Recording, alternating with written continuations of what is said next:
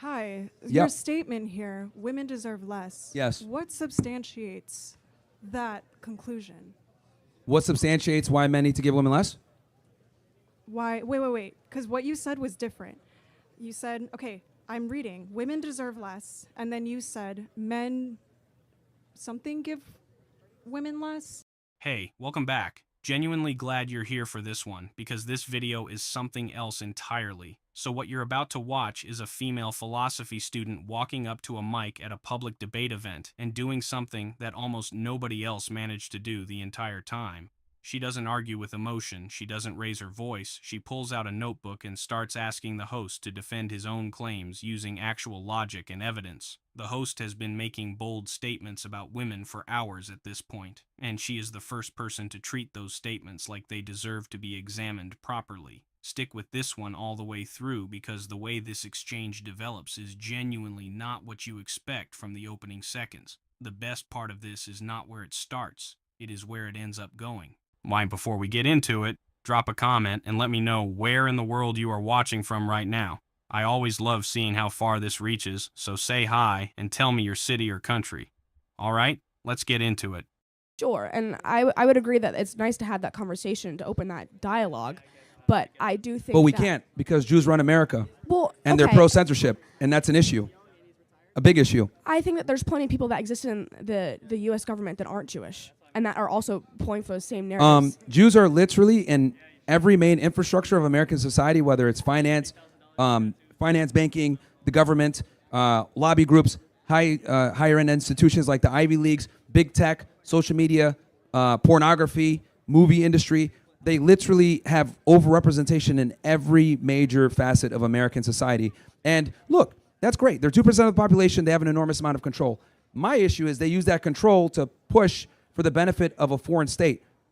The fact that Jews have so much power in America is precisely why we're in the middle of a pointless war right now that's about to be in Iraq #2, which we got into back 20 years ago. And why is it? Because world Jewry, it's a real thing. And, this gets you banned even talking about it, and it's an issue. Jews run America, they occupy America, and they have too much representation and power in a lot of our infrastructure points that puts us in precarious situations politically. And we're literally about to go to war again for them. Okay. The U.S. enjoys no strategic benefits from the wars in the Middle East, especially this one with Iran. Iran's not our enemy. That's Israel's enemy. They're worried about the ballistic missile program. Those ballistic missiles can't hit us. And the nuclear weapon was a lie too. Like Donald Trump said, oh, we destroyed their nuclear program back in June, Operation Midnight Hammer, and then 8 months later, oh, they were 2 weeks away from a nuclear bomb. Well, which one is it, Trump? Like, did you destroy the program like you claimed before? Or what's going on here? So it's just a bunch of doublespeak. Okay, thank you. No worries. What's up? No, it's not. You said women deserve...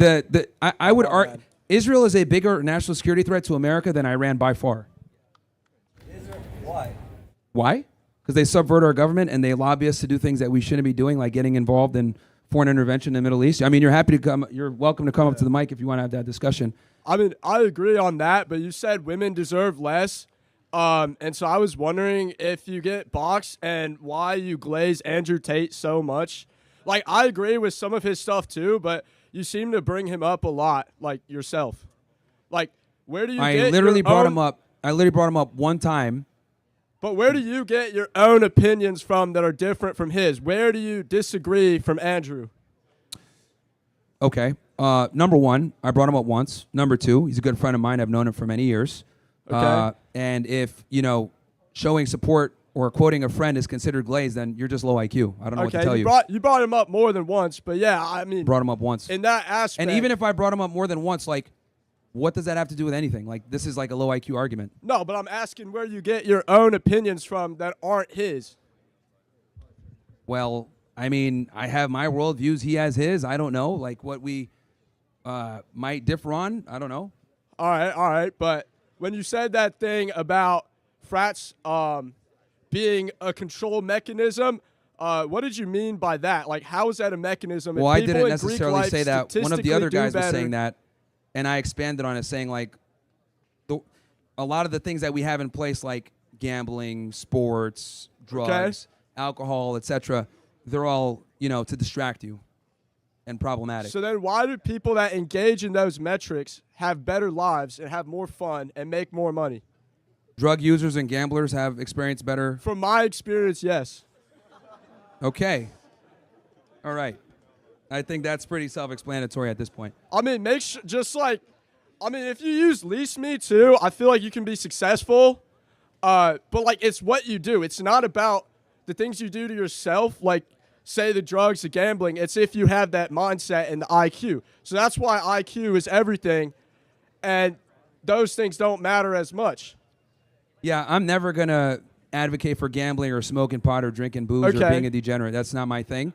Like, if you get by doing it, that's you, but understand that that's a major distraction for most men and ruins lives. So, more power to you if you're able to function as an alcoholic or high. I mean, it sounds like you're high right now. I don't know. Am I? But yeah. Yeah? All right. Just make sure you use lease me if you're looking at housing, high income stuff. And then, like, dude, like, what the fuck is a skelly? But anyways, you're saying some of the stuff I agree with. But, like, appreciate your time. I don't even know what you said just now, but that's fine. This guy is fucking cooked, dude. Bro is on the shrooms or something. This is the moment where the mask fully comes off. And I need you to pay close attention here because what just happened is not just one person saying something extreme. This is a pattern of deflection that tells you everything about how this argument actually works. When Myron claimed we can't even have that conversation because a specific ethnic and religious group controls the country and is actively suppressing it, that is not a debate point. That is a way of shutting down any challenge before it even starts. You have to understand what that move does. The second you frame an entire group as the reason why your ideas can't be discussed, you've made yourself completely unaccountable. Nobody can push back. Nobody can fact-check you, because if they do, you just point to the group and say, that's why they're stopping me. Here's what's actually interesting from a historical standpoint. This kind of blame shifting has been used for centuries, long before the internet, long before social media. Whenever a movement couldn't defend its ideas logically, it found an external group to blame for the silence. It is one of the oldest rhetorical escape routes ever documented, and it works because it sounds like courage. It sounds like someone saying what others won't, but what it's actually doing is replacing evidence with accusation. And then, watch the pivot. The very next person who walks up immediately calls him out for constantly referencing Andrew Tate, and this is where it gets genuinely revealing. Victim number 41 said it directly.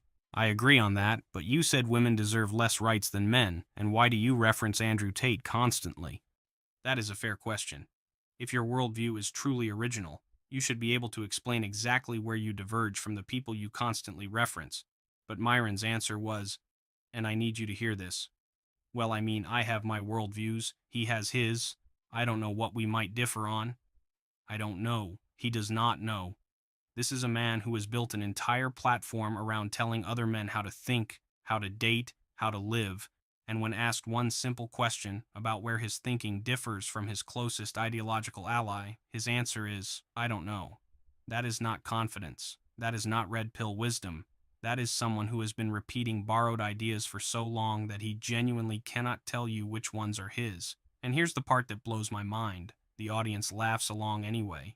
Because the performance is the point, not the substance. Oh, I like to. All right, did somebody here say something about Israel? Like, you don't want to go? Okay, no. Are you Jewish?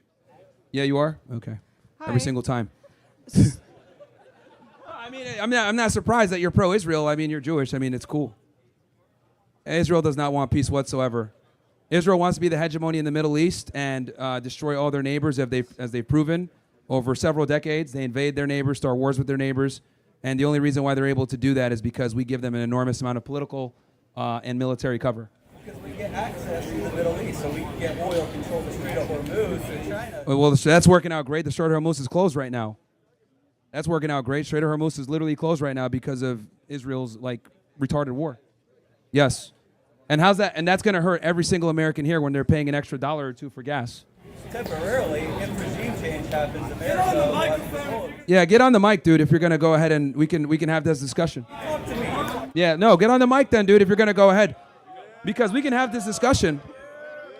But yeah, see. Okay, here's the reason. He doesn't want to get on the mic because he understands that strategically speaking, the United States derives zero fucking benefit with going to war with Iran. Oil. There's what oil? Didn't we just get Venezuela's oil? Like what oil? It's not the oil, dude. We're going to war for the Jews. We just got to admit it. Like, we're literally going to war for the Jews. But if you don't want to come on the mic, that's fine. I understand that it's a losing argument. The defense... Yeah, but you can't defend your points is the point. We have zero strategic benefit invading the Middle East and getting into war with Iran. Absolutely none. We'll go to her. She was here first. Go ahead. You're good. You're good.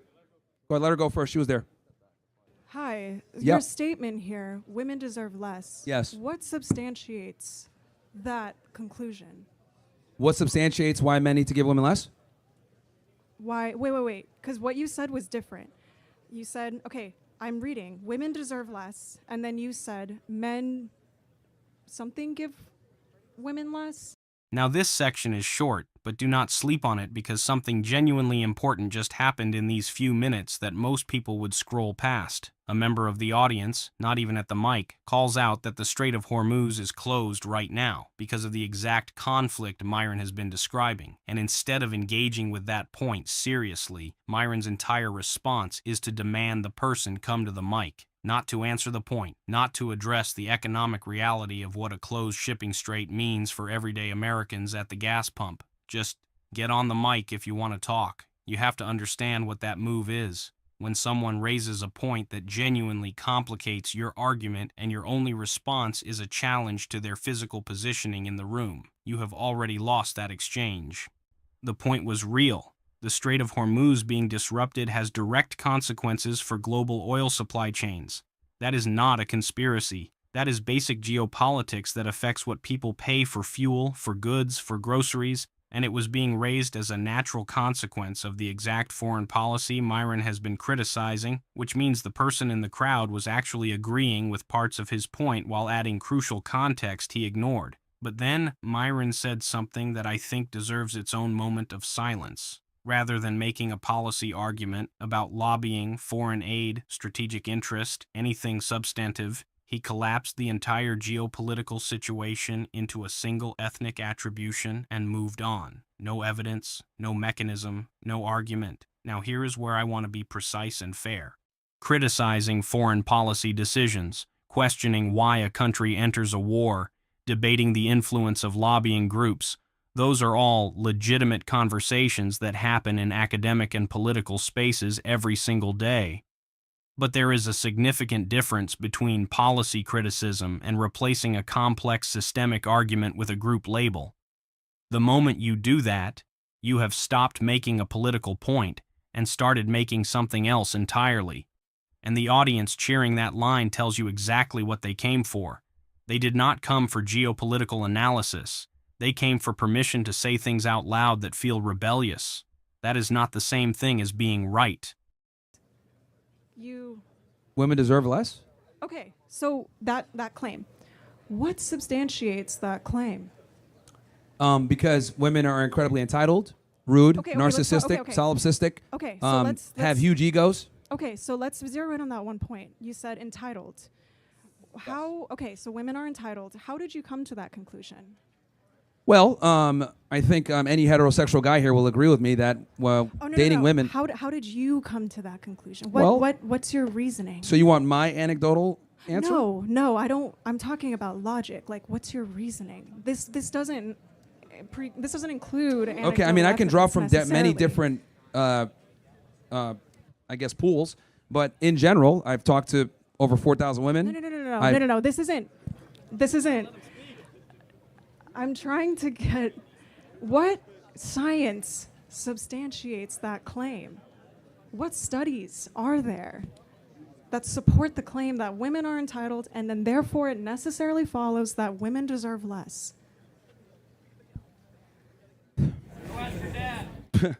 Women, okay, are opportunistic maters.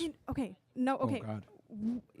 Okay, now you're doing something different. So we started off with women are entitled, and now you're saying opportunistic maters. Which one, like, let's focus on one at a time. If you stop interrupting me, then I can explain it out for you, because this is, obviously, I need to start at 1 before I get you to 10. Okay. So number 1, let's keep women this. are opportunistic lovers, okay? So what that means is they require far more from the man than the man requires of them. Okay, this is shown all throughout the animal kingdom. The man must be able to provide, protect. Okay, she has her notebook out. Okay, great. I'm trying to follow your premise. Sure, yeah. Okay, we'll go through it then. To see if your conclusion logically Yeah, follows. sure. So women are opportunistic lovers, okay? And what that means is they require more from their mate than their mate requires of them. Typically, men just want sexual access. Women want security, and that security falls in many different forms: provisioning, protection, leadership, competence, etc. So since women are opportunistic lovers and require more from the guy, okay, what ends up happening is women have a you need to impress me type mindset. Now, here's the thing. There's nothing wrong with that. I'm all for men competing in the hierarchy for the pursuit of reproductive access. However, in 2026, with the explosion of the internet, dating apps, social media, etc., women have become almost insufferable and intolerable with their solipsism, narcissism, entitlement, etc. So in other words, average women think that average men don't qualify for them. Average women think that they're better than average men. So, and this is because a lot of simps blow smoke up women's asses thanks to the internet, and this has them going out thinking that they demand or want the best guy because also, since we live in a what I call a globalized sexual marketplace, women have access to higher status and more attractive men. So once a woman has access to these kinds of men, she automatically assumes she's at that level. A woman could date 3, 4, 5, 6 different levels above herself. Right here. This is the moment the entire event had been building toward without anyone knowing it. She walks up calm. No yelling. No emotion. Just one question. You claimed women deserve less. What substantiates that conclusion? And what you are watching in real time is someone applying the most basic standard of intellectual honesty to a claim that had been repeated for over 2 hours with zero pushback of this quality. Think about what happened in every exchange before this one. People got emotional, people got personal, people argued from feeling, and every single time that happened, Myron could dismiss it as emotional reaction. He had a script for that, he had a label for that, but victim number 42 walked up with a notebook. She walked up with a method. And that changes everything. When she said, "No, I'm talking about logic. What's your reasoning?" And then followed it immediately with, "I'm trying to get what science substantiates that claim, what studies are there." She did something that nobody else in this entire event managed to do. She forced him off his script. Because his script was built for emotional opponents. It was not built for someone who wanted to follow his premises one at a time to their logical conclusion. And here is what is genuinely fascinating from an educational standpoint. What she is doing has a name. It is called Socratic questioning. It is literally one of the oldest methods of philosophical inquiry ever recorded, named after the ancient Greek philosopher Socrates, who believed that the best way to expose a flawed argument was not to attack it directly, but to ask the person holding it to explain their own reasoning step by step. Because most weak arguments collapse the moment they have to be articulated clearly. You do not need to win the debate. You just need to ask the right questions in the right order, and watch what Myron does. He starts with, "Women are entitled." She asks how he arrived at that. He pivots to, "Women are opportunistic matters." She catches the pivot immediately and says, "We started with entitled and now you are saying something different. Which one are we talking about?" He tells her to stop interrupting. She agrees and lets him continue. She is not flustered. She is tracking him. Every shift, every new term, every new premise. She is following it all and writing it down. This is the part that people miss when they watch clips of moments like this. The most powerful thing you can do in a debate is not have the loudest voice. It is to make the other person explain themselves so precisely that their own words start to work against them. And that process, that slow, patient, methodical process, is exactly what is happening here. And it has only just begun. So what do you guys think of this? Leave your thoughts down in the comments, please like and subscribe, and I will see you in the next video.